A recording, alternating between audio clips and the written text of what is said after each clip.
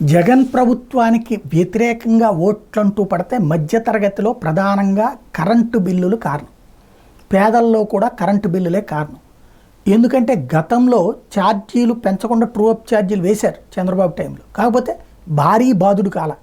కానీ జగన్ వచ్చిన తర్వాత మాత్రం ట్రూ అప్ ఛార్జీలు అసలు ఆ బిల్లులో మనం వాడే కరెంట్ 200 కట్టేదేమో 400 500 యూనిట్ల లెక్కన అయిపోయింది.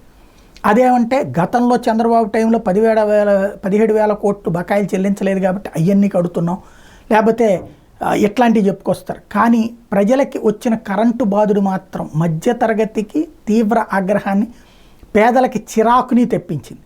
దానికి తోడు కరెంటు వాడకం పెరగడంతో పాటు కరెంటు తయారీకి సంబంధించినటువంటి సమస్యలు ఎదురవ్వడం కూడా కారణమైంది. ఇదివరకు బొగ్గు ఆధారిత విద్యుత్ తక్కువకి వచ్చేది 4 రూపాయలకి 5 రూపాయలకి, ఇప్పుడు 10, 15, 20 రూపాయలకి వెళ్ళడం కూడా అయింది. ఓవరాల్గా చూస్తే ట్రూ అప్ ఛార్జీల పేరుతో ఎప్పటి దోపిడీ అప్పుడే చేసేశారు. బిల్లులు వాసిపోయినాయి.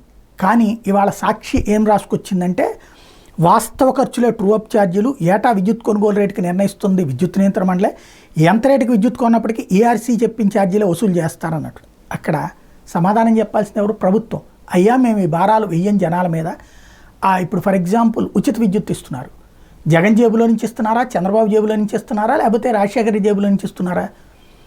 అక్కడ వాళ్ళకు ఉచిత విద్యుత్ ఇచ్చిన డబ్బులు మిగతా వాళ్ళ బిల్లుల మీదే వేస్తున్నారు. 2 రూపాయలకు వచ్చే కరెంటుని 7 రూపాయలకి 10 రూపాయలకి అమ్ముతున్నారు. అంటే దోపిడీకి గురవుతుంది. డబ్బులు కట్టేవాడు, కట్టనటువంటి వాడు దర్జాగానే ఉంటున్నాడు. కానీ ఏదో ఎవరినో కన్విన్స్ చేసేటటువంటి ప్రయత్నాలు వార్తల్లో రాసుకొస్తున్నారు.